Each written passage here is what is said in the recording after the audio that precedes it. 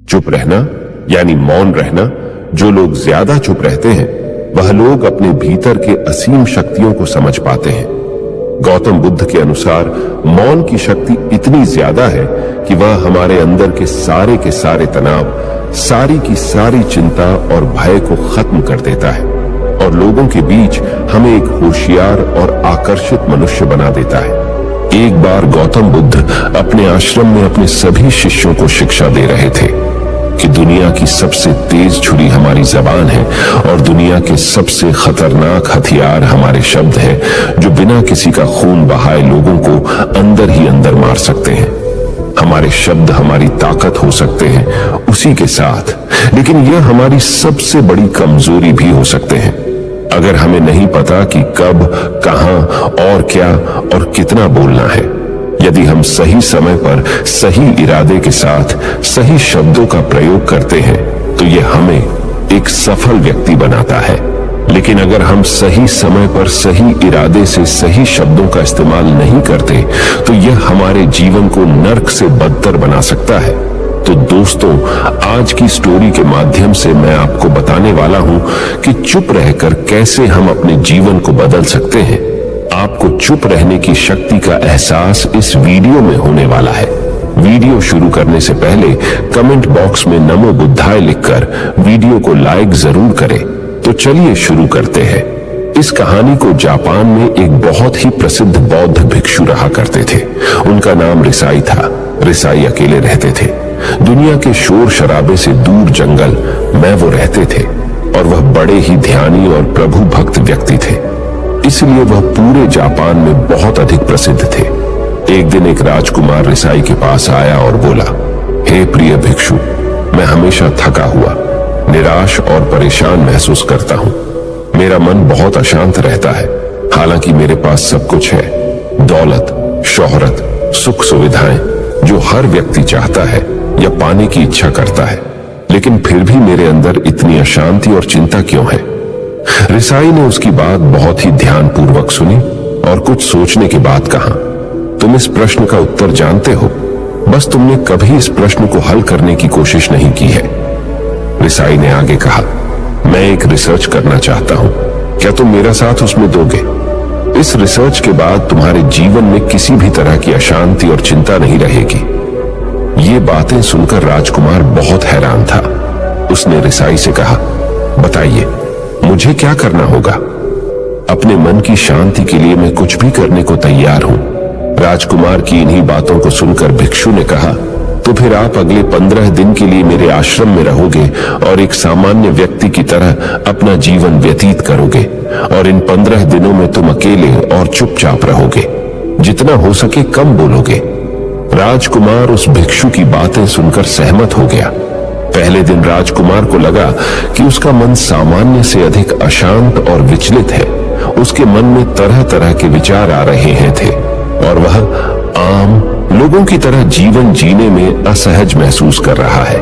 उसे अंदर से बोलने की इच्छा हो रही थी, लेकिन वह चुपचाप रहा। उसके मुंह से एक भी शब्द नहीं निकला, बस वह चुपचाप बैठा रहता।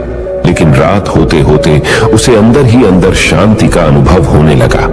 उसके लिए यह अनुभव अजीब था। वह खुद से पूछ रहा था कि वह अंदर ही अंदर इतना खुश क्यों है और उसकी आंतरिक बेचैनी और चिंता कम क्यों होने लगी है। अगले दिन राजकुमार अकेला चुपचाप बैठा रहा और वह प्रकृति को निहार रहा। वह पौधों को, फूलों को, आकाश में उड़ रहे पक्षियों को, वह अपने जीवन में पहली बार यह अद्भुत दृश्य महसूस कर रहा था कि उसके पास कितनी सुंदरता है। वह दिन भर प्रकृति की सुंदरता को निहारता रहता और उसकी ताजगी को महसूस करता रहता। इसी तरह से 10 दिन बीत गए और उसके मन की सारी बेचैनी, सारी हलचल, सारी उथल पुथल और सारा तनाव गायब हो गया। 11वें दिन की सुबह राजकुमार फिर से एकांत में बैठ गया और कुछ ही मिनटों में उसकी आंखें अपने आप बंद हो गईं और वह गहरे ध्यान में चला गया। वह पूरे दिन वहीं पर आंखें बंद करके बैठा रहा और गहरे ध्यान में डूबा रहा। ना कोई शब्द, ना कोई चिंता। राजकुमार भीतर से असीम शांति और आनंद से भर गया। राजकुमार अपने बाकी के 4 दिन इसी तरह गहरे ध्यान में व्यतीत करने के बाद रिसाई के सामने प्रस्तुत हुआ और रिसाई को प्रणाम करके बोला, प्रिय भिक्षु, मुझे उत्तर मिल गया कि मेरे मन में इतनी उथल पुथल और चिंता क्यों थी। मैं जान गया कि मेरा मन इतना अशांत और विचलित क्यों था। रिसाई मुस्कुराते हुए पूछा, बताओ, क्या उत्तर मिला तुम्हें? राजकुमार ने कहा, मैं आवश्यकता से अधिक बातें करता था। मैं किसी पर भी अपने शब्द और ऊर्जा व्यर्थ करता था। मैं दिन भर अपने लोगों से फालतू की बातें करता रहता और फिर उन्हीं के बारे में अकेले में सोचता रहता और ज्यादातर समय नकारात्मक ही सोचता रहता। इस तरह मैं बस अपना समय बर्बाद कर रहा था।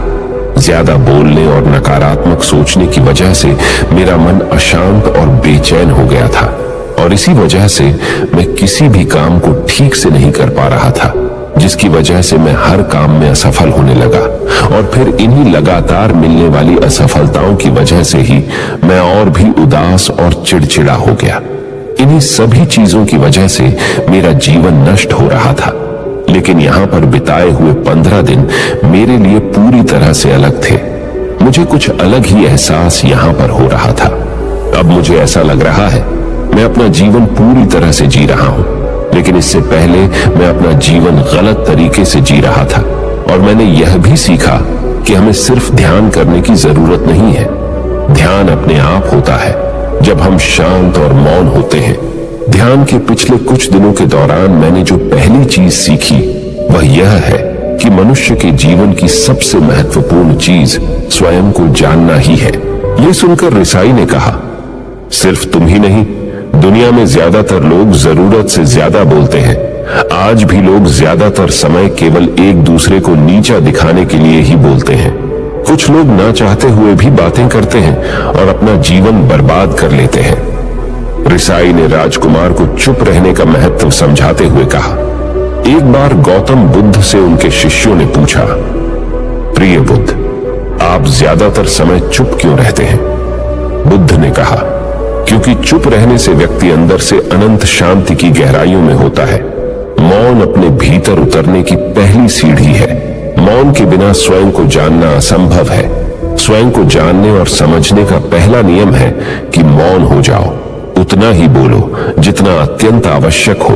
बेफिजूल की बातें करना छोड़ दो। तुम अचानक पाओगे कि 90% से भी ज्यादातर लोग व्यर्थ ही ज्यादा बोलकर अपना समय बर्बाद कर रहे हैं। ना बोलने का कोई भी नुकसान नहीं है, लेकिन यदि आप ज्यादा बोलते हैं तो आप अत्यधिक गलती कर देते हैं। अगर व्यक्ति कम बोलना शुरू कर दे तो दुनिया की 90% मुसीबतें कम हो जाएगी, झगड़े फसाद कम हो जाएंगे, उपद्रव कम हो जाएंगे। अगर लोग थोड़ा चुप रहना सीख लिए, संसार की बहुत सारी समस्याएं हैं, बहुत सारा उपद्रव सिर्फ बोलने से पैदा होते हैं। सारी बात मौन सीखने की है। जब तुम नहीं बोलते तब तुम एकांत में अकेले हो गए। भरे बाजार में भीड़ में खड़े हो नहीं बोलते। हिमालय के शिखर में पहुंच गए। जिसने मौन की कला जान ली वो भीड़ में भी अकेले होने की कला जान लेता है। एकांत में तो आदमी स्वर्ग में है। दूसरे की उपस्थिति ही बेचैनी पैदा करती है।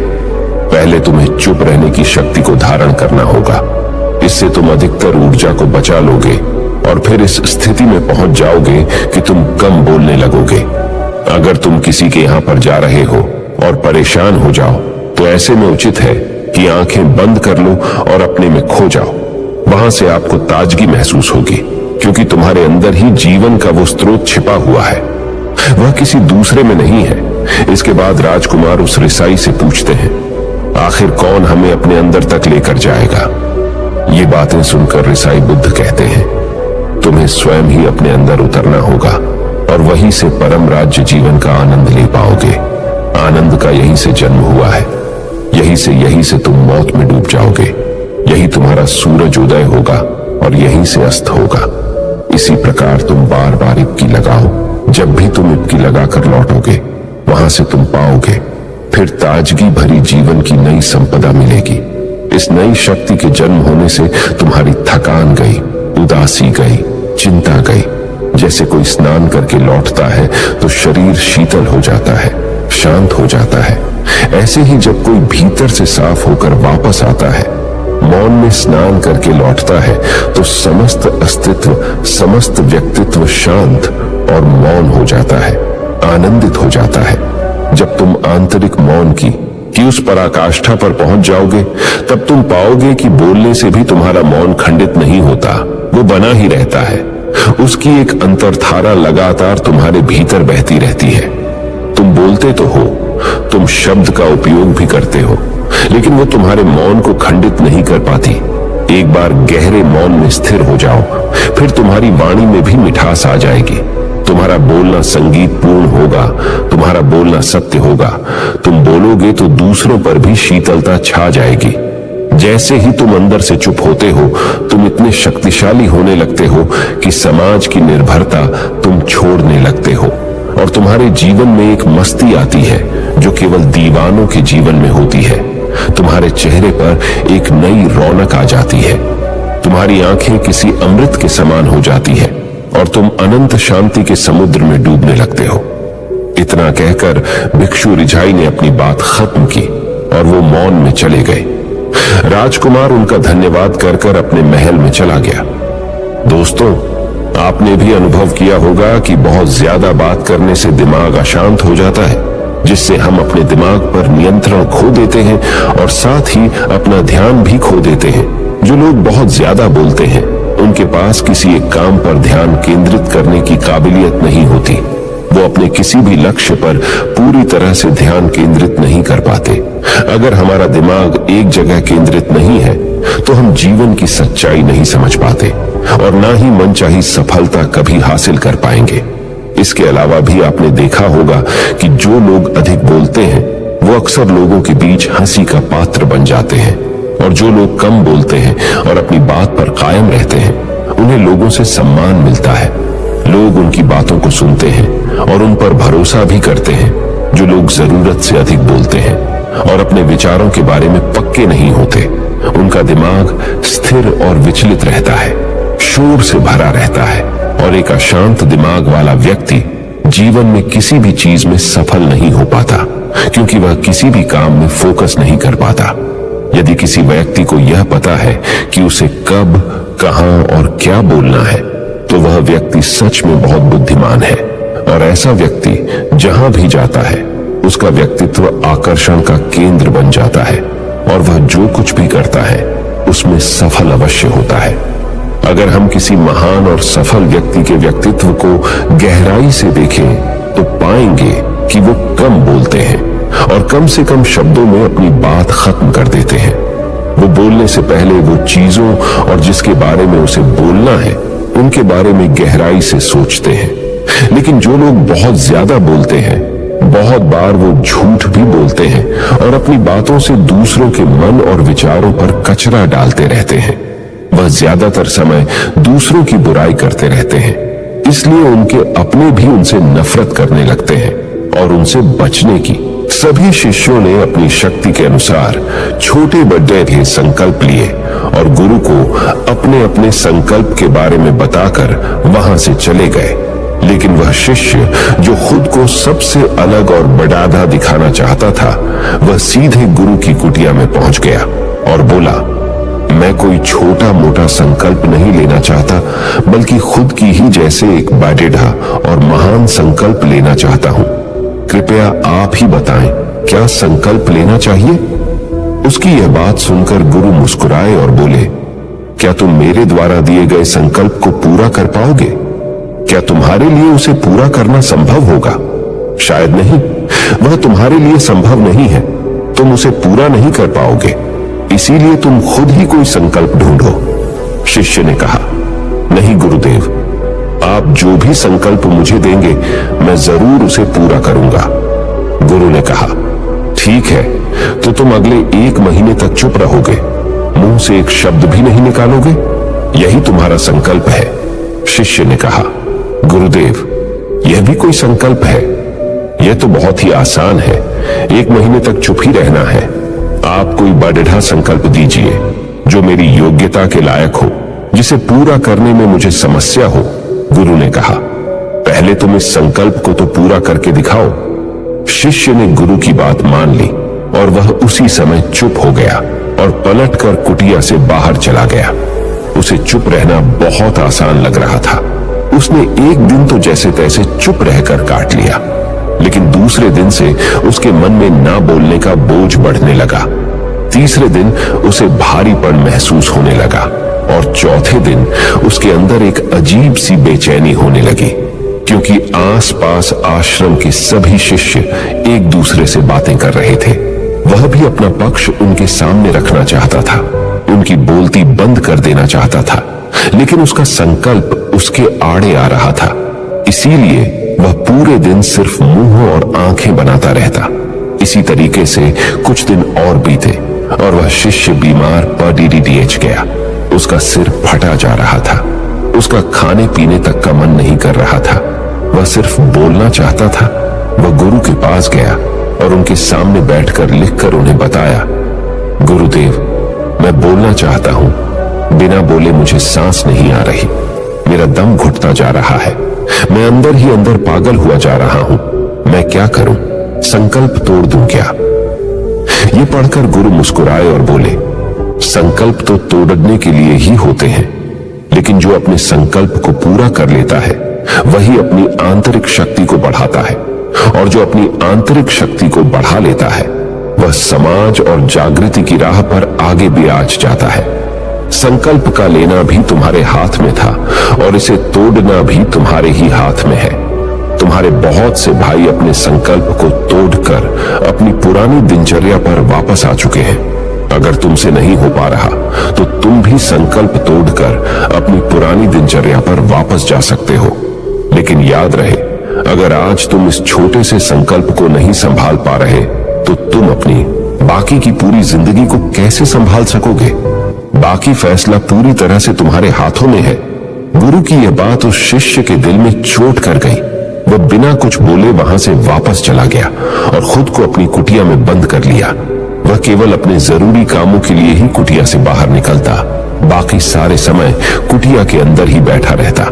15 दिन बीत चुके थे और आश्रम के लगभग सभी शिष्यों का संकल्प अब तक टूट चुका था, लेकिन उसका संकल्प अभी भी जारी था।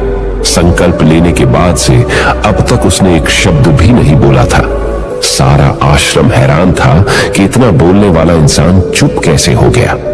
15 दिन बीतने के बाद वह दोबारा अपने गुरु के पास गया और लिखकर बताया है, गुरुदेव, मैं बाहर से तो चुप हूं, लेकिन मेरे भीतर बहुत सी आवाजें हैं, बहुत सी चीख पुकार और शिकायतें हैं। मैं अंदर ही अंदर बात करता रहता हूं। मेरा मन तरह तरह के प्रश्न पूछता रहता है। मैं बाहर से जितना मौन हूं, भीतर से उतने ही शोर शराबे से भरा हुआ हूं। क्या इस तरह से मेरा संकल्प अभी भी जारी है? गुरु ने कहा, हां, तुम्हारा संकल्प अभी भी जारी है, लेकिन जब तक लोगों की ये आवाजें तुम्हारे कानों में पेड़ी देती रहेंगी, तुम्हारा मन बोलता रहेगा, क्योंकि इसे तो आदत है बोलने की। तुम भले ही बाहर से चुप रहो, लेकिन तुम अंदर ही अंदर बोलते रहोगे। तुम्हें इन बातों से, इन आवाजों से दूर जाना पड़ी रहेगा। शिष्य गुरु को प्रणाम कर वहां से चला जाता है और सुबह होते ही अपनी कुटिया छोड़कर जंगल की तरफ चला जाता है। कई दिन बीत जाते हैं, संकल्प का समय भी पूरा हो जाता है, लेकिन शिष्य लौट कर नहीं आया। आश्रम में सभी को डर था कि कहीं जंगली जानवर ने उसे खा ना लिया हो। इस बीच उसे ढूंढने की बहुत कोशिश की गई, लेकिन वह कहीं नहीं मिला। सभी गुरु भाइयों ने मान लिया था कि जंगली जानवरों ने उसे अपना शिकार बना लिया है, लेकिन गुरु को ऐसा नहीं लगता था। एक दिन आश्रम का एक अन्य शिष्य गुरु के पास आया और बोला, गुरुदेव, हमारे उस अधिक बोलने वाले भाई के साथ क्या हुआ होगा? क्या जानवर ने उसे मार दिया होगा? गुरु ने कहा, हो सकता है कि जानवरों ने उसे अपना शिकार बना लिया हो, लेकिन उसके न लौटने की एक दूसरी वजह भी हो सकती है। शायद उसे वह मिल गया है जिसके लिए वह गया था।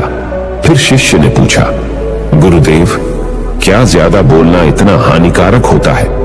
गुरु ने कहा, इंसान के जीवन के बहुत सारे दुखों में से एक दुख यह भी है कि वह कभी चुप नहीं रह सकता, हमेशा कुछ ना कुछ बोलता ही रहता है। सिर्फ हमारे बोलने के कारण हमारे आधे से ज्यादा दुख पैदा होते हैं। परिवार के अधिकतर झगड़ों की वजह हमारा बेमतलब बोलना ही होता है। हम में से कोई भी चुप नहीं रहना चाहता, हम बस सामने वाले को सुना देना चाहते हैं जो भी हमारे मन में है। सब निकालकर उसके मन में बैठा देना चाहते हैं, उसे समझा देना चाहते हैं कि देख तू गलत है और मैं सही। और इस तरीके से सब एक दूसरे की सडड ही गली बातों को ग्रहण कर रहे हैं। इस तरीके से सुनने और सुनाने का यह काम जिंदगी भर चलता रहता है। लेकिन इस नासमझी में हम अपना समय, अपना जीवन, अपनी समझ और सबसे महत्वपूर्ण व कीमती पल जो जिए जा सकते हैं, जिनको अनुभव किया जा सकता है, जिनमें आनंद को प्राप्त किया जा सकता है, यह सब खो देते हैं। लेकिन इसके बदले हमें मिलता क्या है? कुछ नहीं, सब व्यर्थ और बर्बाद हो जाता है। इस पागलपन में हमने क्या खो दिया, इसका एहसास केवल कुछ ही लोगों को हो पाता है। बाकी लोग जैसे उन्हें अपने आने का पता नहीं, वैसे ही उन्हें अपने जाने का भी पता नहीं चल पाता। शिष्य ने कहा, तो फिर इसका समाधान क्या है? गुरु ने कहा, पूरी जागरूकता के साथ अपने विचारों को देखना यही एकमात्र तरीका है। सारी मानसिक समस्याओं का वर्तमान में रहकर चिंतन करना, पूरी जागरूकता के साथ अपना काम करना जिंदगी में चमत्कारिक बदलाव ला देता है। उसके बाद वह शिष्य गुरु से अपने प्रश्नों का उत्तर पाकर उनको प्रणाम करके वहां से चला गया। उस शिष्य को आश्रम छोड़कर गए हुए 3 महीने का समय बीत चुका था, लेकिन उसकी कोई खबर न थी। अब तक तो सभी गुरु भाइयों ने भी उसके वापस लौटने की उम्मीद छोड़ दी थी। लेकिन एक दिन वह आश्रम लौट आता है। उसे देखकर सभी के आश्चर्य और खुशी का ठिकाना न रहा। लेकिन अब वह नहीं था जो यहां से गया था, वह कुछ और ही बनकर वापस आया था। उसके अंदर एक गजब का बदलाव महसूस किया जा सकता था। उसके चेहरे पर एक गजब का ठहराव और आंखों में बनी शांति थी। आश्रम में आते ही सभी गुरु भाइयों ने उसे चारों तरफ से घेर लिया और बातें करने लग गए। वह भी अपने गुरु भाइयों से बातें करने लगा। उससे बात करने वाले सभी ने यह अनुभव किया कि अब वह पहले जैसा उतावला और बातूनी नहीं रह गया था। उसके मुंह से एक एक शब्द बहुत ही सुलझे हुए और मधुरता के साथ निकल रहे थे। थोड़ी देर तक गुरु भाइयों से बात करने के बाद वह सीधा गुरु की तरफ चला गया। उसने गुरु के चरण छुए और कहा, गुरुदेव, क्या मैं अब भी मौन हूं? क्या अब भी मेरा संकल्प जारी है? गुरु ने कुछ देर तक शिष्य की आंखों में बड़े ध्यान से देखा और कहा, हां, तुम अब भी मौन हो। तुम्हारे मुंह से एक भी शब्द निकल नहीं रहा और तुम्हारा संकल्प अभी भी जारी है। शिष्य ने कहा, गुरुदेव, जब मैं आश्रम से गया तो मैं मुंह से तो चुप था, लेकिन मेरे अंदर बहुत सी आवाजें थीं, मन में बहुत से प्रश्न थे और वह बंद नहीं हो रहे थे। तो मैं जंगल में चला गया, इस उम्मीद से कि वहां मुझे शांति मिलेगी और मेरे मन की बकबक कम हो जाएगी। लेकिन मैं जितना एकांत में जाता गया, मेरे अंदर की आवाज उतनी ही तेज होती गई। मेरे भीतर की पुरानी से पुरानी आवाज मुझे सुनाई देने लगी। तब जाकर मैंने महसूस किया कि मैं कितना गलत कर रहा था। जब मैं अपने परिवार वालों, दोस्तों को और गुरु भाइयों को बुरा भला कहता था, तो उस समय मुझे लगता था कि मैं सही कह रहा हूं। जब मैं गुरु भाइयों की एक दूसरे से चुगली करता था और उनका मजाक बनाता, तब भी मुझे यही लगता था कि मैं उनसे बेहतर हूं और मैं सही कर रहा हूं। लेकिन उस दिन मैंने पहली बार महसूस किया कि मैं कितना गलत बोलता था। काफी दिनों तक ये आवाजें, ये शिकायतें मेरे अंदर चलती रही, लेकिन धीरे धीरे करके एक दिन ये सारी आवाजें मेरे अंदर से समाप्त हो गई। अब मैं भीतर से भी मौन हो गया। उस घने जंगल में बाहर से कोई बोलने वाला था नहीं और भीतर कोई आवाज बची ही नहीं थी। और मैं उस दिन पहली बार मौन का सही अर्थ समझा। मेरे चारों तरफ बहुत शांति थी। हालांकि अभी भी कुछ आवाजें आ रही थी जो पहले भी आती थी, लेकिन मैं उन्हें सुन नहीं पाता था। पर अब वह सभी आवाजें मुझे स्पष्ट रूप से सुनाई दे रही थी।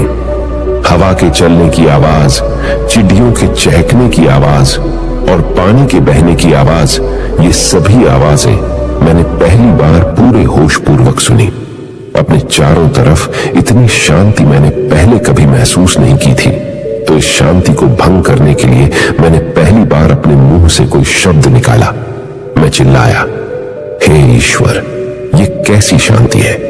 सभी कुछ इतना शांत क्यों है? ऐसा क्या हो गया? लेकिन मेरे चिल्लाने के बाद भी शांति भंग नहीं हुई। सब कुछ पहले जितना ही शांत था, बाहर भी और भीतर भी। हे गुरुदेव, मैंने अपने गुरु भाइयों से बात की, मैंने आपसे बात की। मैं बोल रहा हूं, मैं चल रहा हूं, मैं सब कुछ देख रहा हूं, लेकिन मैं अपने भीतर एकदम एकांत में हूं, मौन में हूं। भीड़ डैच में होता हूं, तब भी भीतर से अकेला एकांत में होता हूं। जब मैं खुद में भी शोर करना चाहता हूं, तब भी एकांत में ही होता हूं। अब सब दिखाई पड़ी डाहने लगा है, सब सुनाई पड़ी डाहने लगा है। गुरु ने कहा, जब तक हम बाहर की तरफ बोलते रहेंगे, भीतर अशांति ही रहेगी। लेकिन जिस दिन हम भीतर की तरफ मुद्दा जाएंगे, तब हमारे मुंह से कुछ भी निकलेगा, हम शांत ही रहेंगे। दुनिया में जितनी भी बुराइयां हैं, ज्यादातर हमारे बोलने से ही उत्पन्न होती है, क्योंकि हम चुप रहना नहीं चाहते। हम जितनी जरूरत है उससे कहीं ज्यादा बोलते हैं। हम सामने वाले को सुनना नहीं चाहते, बल्कि उसकी बोलती बंद कर देना चाहते हैं। उसे समझा देना चाहते हैं कि मैं कौन हूं, मैं क्या कर सकता हूं। और यही हमारी जिंदगी का मकसद बनकर रह जाता है। हमारी सारी ऊर्जा व्यर्थ के बोलने में बर्बाद होती रहती है। ऐसे ही समाज में लोगों का जीवन दुखों से भर जाता है, जो हमेशा एक दूसरे को सुनाने में लगे रहते हैं। कभी एक दूसरे को सुनना नहीं चाहते, समझना नहीं चाहते, और चुप रहना तो उन्होंने कभी सीखा ही नहीं, क्योंकि चुप रहना उन्हें छोटा महसूस करवाता है। दुनिया की सभी लड़ाइयों का कारण हमारा बोलना ही है। इसलिए हमें सिर्फ उतना ही बोलना चाहिए जितना जरूरी हो, क्योंकि व्यर्थ का बोलना ऊर्जा को नष्ट करना है। और यह बोलना ही हमें कभी अपने भीतर की ओर लौटने नहीं देता, क्योंकि यह हमें बाहर की ओर खींच कर रखता है। और बाहर है ही क्या इस संसार के अलावा। लेकिन अगर अपने भीतर के संसार की ओर मोड़ना है, तो इस मुंह को बंद ही रखना चाहिए। इसीलिए जितने भी बुद्ध हुए, आत्मज्ञानी हुए, वह सभी एकांत की ओर भागे, ताकि उन्हें ज्यादा न बोलना पड़ी डीहे, ज्यादा सुनना न पड़ी डीहे। वह एकांत में रहे और शांत रहे, इसीलिए आसानी से भीतर की यात्रा कर पाए। लेकिन अगर कोई चाहे तो इस संसार में रहकर भी एकांत में रह सकता है, शांत रह सकता है। लेकिन इसके लिए उन्हें अपनी ऊर्जा बचानी होगी, जिसे वह अब तक अपने व्यर्थ के शब्दों में बर्बाद कर रहे थे। दोस्तों, इस कहानी की सीख यही है कि व्यर्थ का बोलना ऊर्जा को नष्ट करना है। ज्यादा और व्यर्थ बोलना ही हमें अपने भीतर की ओर लौटने नहीं देता, क्योंकि यह हमें बाहर की ओर झुकाए रखता है। और जिन्हें भीतर की यात्रा करनी है, उन्हें अपने मुंह को बंद ही रखना चाहिए।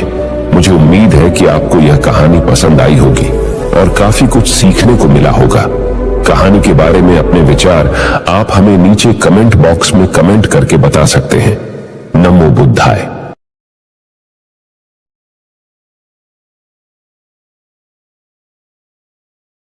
सफल व्यक्ति वास्तव में तभी सफल कहलाता है जब वह स्वयं के साथ साथ देश और समाज का भी भला करता है। इसीलिए लोगों की मदद करें और अच्छा काम करें, और समाज में एक अच्छा उदाहरण स्थापित करने का प्रयास करें। आप बौद्ध भिक्षु ने कहा कि ये थी वो 15 आदतें जिन्हें अपनाकर आप एक सफल जीवन जी सकते हैं और दूसरों के लिए एक उदाहरण बने। परेशान आदमी को अपने सवालों का जवाब मिल गया, तो उसने एक बौद्ध भिक्षु को धन्यवाद दिया। तो दोस्तों, अगर आपको इस वीडियो से थोड़ी सी भी सीख मिली हो, तो हमारा वीडियो बनाने उद्देश्य सफल हुआ। अगर आपको वीडियो अच्छी लगी हो, तो वीडियो को लाइक और हमारे चैनल को सब्सक्राइब कर लें। मिलते हैं और अच्छी वीडियो